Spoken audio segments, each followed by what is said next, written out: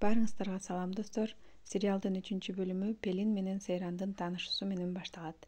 Ферит алгачкы күндөн эле мен сага ачык болом, жалган айтпайм деп Сейран менен сүйгөн кызы Пелинди тааныштырат.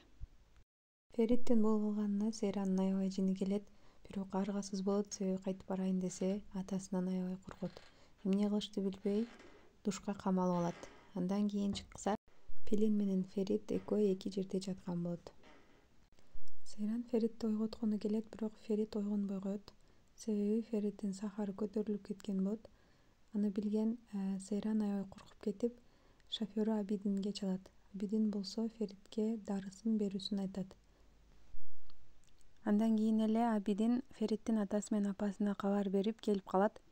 Бирок алар Пелинди таптакыр унутуп калышкан болот. Андан кийин эмне кылышты билбей Сейран менен Абидин Пелинди жашырып коюшат.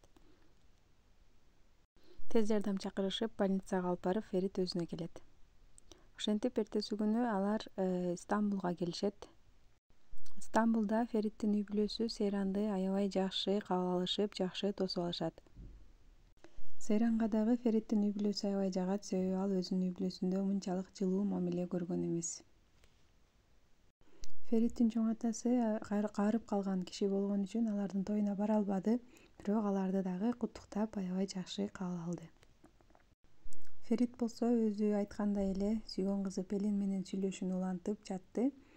Сейран бул нерселердин баарын кабыл алып жашоого макул болду.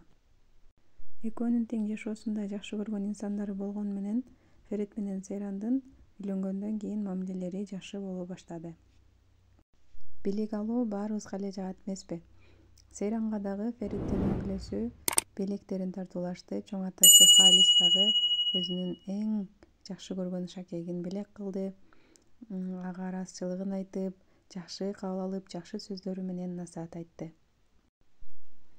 Бул болсо Фериттин жеңеси. Ал дагы өзүнүн белегин берди. Фериттин атасы дагы Сейранга белегин берди, машина белек кылды. Ал эми бул Фериттин бир тууган акасы жана бир тууган жеңеси. Алар дагы өздөрүнүн белектерин берип, үй бүлөбүзгө кош келипсиң деп жакшы сөздөрдү айтып, Сейранды жакшы кабыл алышты. Бул болсо кайненеси, Фериттин апасы Гүлгүн.